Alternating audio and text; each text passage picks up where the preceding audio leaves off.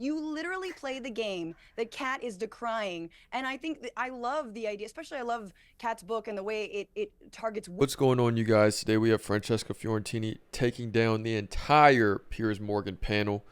Today, Francesca Fiorentini is debating about women's rights. Piers Morgan is in his panel. They are completely brainwashed. Francesca Fiorentini destroys them. Forward to being protected by him? How much time do you have?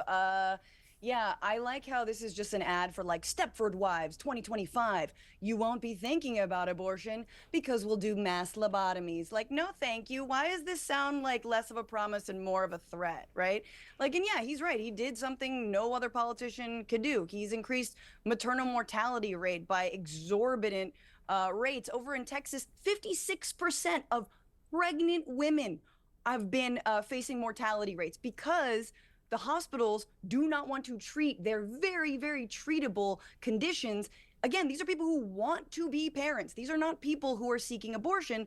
But then we talk about those women, let's say in Georgia, who have died because hospital workers, because of the overturning of Roe v. Wade, are too afraid to perform necessary life-saving procedures on women. So yeah, I love this like weird promise you're not going to be thinking about it anymore. Like for all this, like, you know, anti-Haitian rhetoric, he's sure doing weird voodoo mind tricks on all of us. Like, I don't want to protect her. Thank you. Least of all you, man who hung out with Jeffrey Epstein and P. Diddy. No thanks. Pass. Hard pass. Emily, what do you feel about Donald the Protector for all women?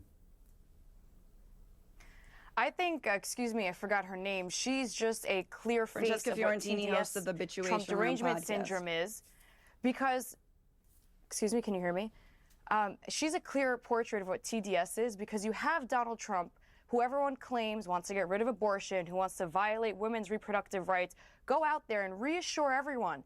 Like he said numerous times, I do not plan on taking this right away from you. I will protect you. Women do feel unsafe today. The whole country is in a state of lawlessness. So here he is reassuring you that everything's going to be okay, but somehow you'll manage to spin that into something negative and make a comedic skit out of it when this is exactly what the people need to be hearing. But then again, you have TDS, so I understand.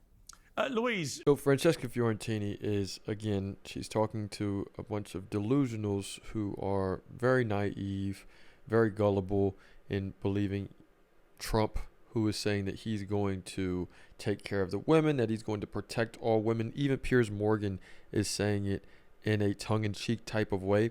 But for some reason, his panel is still just so, they're so hard up for Trump, and they're willing to, they're probably getting paid off just to talk good about him and to continue to say all these positive things about him whenever they don't even believe it. You see that Piers is even tongue-in-cheek talking about it, and they're going to continue to spew this nonsense. Francesca Fiorentini is the only one who seems like she's sticking to her guns on this.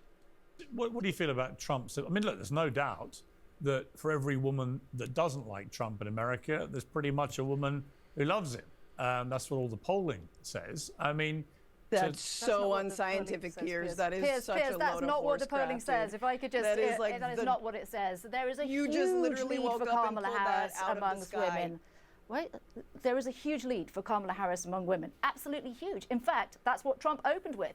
I gather that some women don't like me. I don't know why. I think I'm great. Well, thanks, Captain Bone Spurs. But I don't need you. The real Trump derangement syndrome is thinking that Trump could protect anybody. And if you want to talk about seeing dead people the way that Kat did the other day, Trump literally said, bring back Johnny Carson to the Tonight Show. The man's been dead for years. You see, but that's okay. But that's if it was Joe Biden who did that. Hang on. That's a classic example of where the Trump loathers get so deranged they deliberately misrepresent what actually got said and what happened. I watched that clip in its entirety, and he knows Johnny Carson's dead. He was making the point, I wish we had Johnny Carson to bring back. He never said he thinks he's... He said, Piers. He never said he thinks he's still alive. Nobody watching it thinks Trump thinks he's still alive.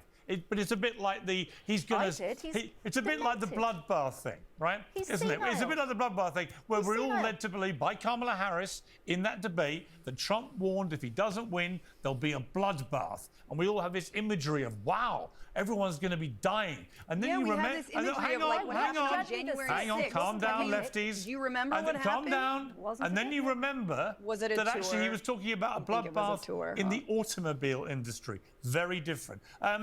Kat, let me ask you this. You've written this brilliant book, Everything I Could... Right here, they got a little bit off topic, but I want to bring back to the fact that Piers Morgan said that they have majority of the women, that some do like Kamala and some do like Joe Biden. Some also, the other half loves Trump, which is just an outright lie.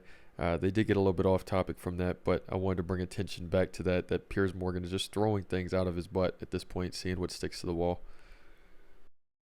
Facts. And as a result, the hostility between people over stuff in the news, whether it's Trump or Ukraine or Israel, whatever it is, it's so intensely aggressive and unpleasant that we see families breaking up over this stuff. Friends and families being split in two. Yeah. How have we got here, and what's the solution?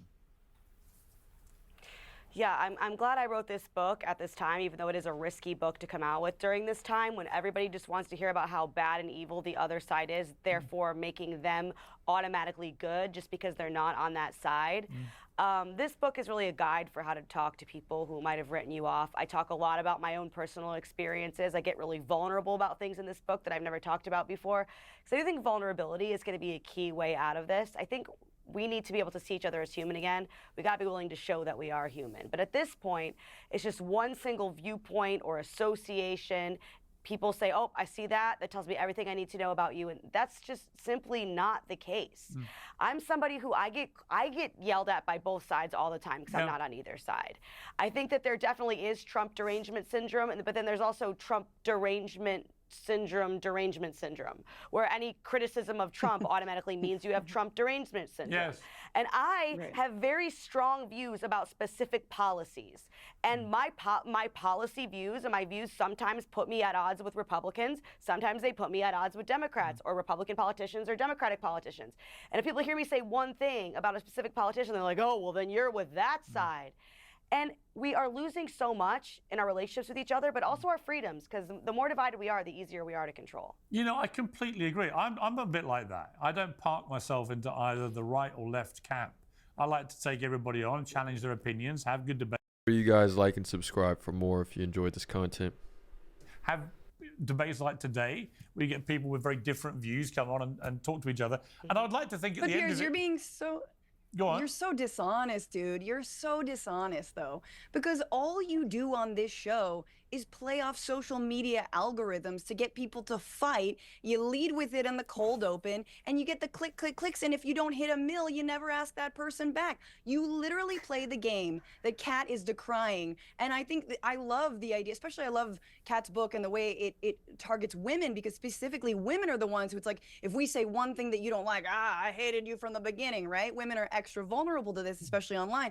But Piers, stop pretending like you think there's something wrong and we can't. Why can't we reach across the aisle and hold hands? Because your whole algorithm is based on it. Your whole model is based on it. Francesca, it's a lovely statement that will get you lots of clicks from your followers, and that's why you've just delivered your little monologue. However, it's based on wait a minute. I'm here on this panel You've had your say. Free, it's based on an entire. It's based on a false premise. I do not have nearly the following that you do. I'm just trying to point out your own hypocrisy. You don't normally get 1 million. There we go, you guys. We have Francesca Fiorentini calling out Piers Morgan, saying that his opinion just changes with the weather, saying that he is rage baiting for either side. He really doesn't have a view or stance that he can actually stand up for. Sort of the same thing that she talks about Cenk Uygur with. She says that it's just you're wanting to be a celebrity, you're wanting to more or less just be liked by everybody. You want to keep your name in the news. Therefore, you're not actually going to stand for something. Therefore, get called out for anything. But she's willing to call him out. Francesca Fiorentini calls out Piers Morgan right now. She's going to continue to call him out. And let me know what you guys think in the comments. And hope you guys have a good day.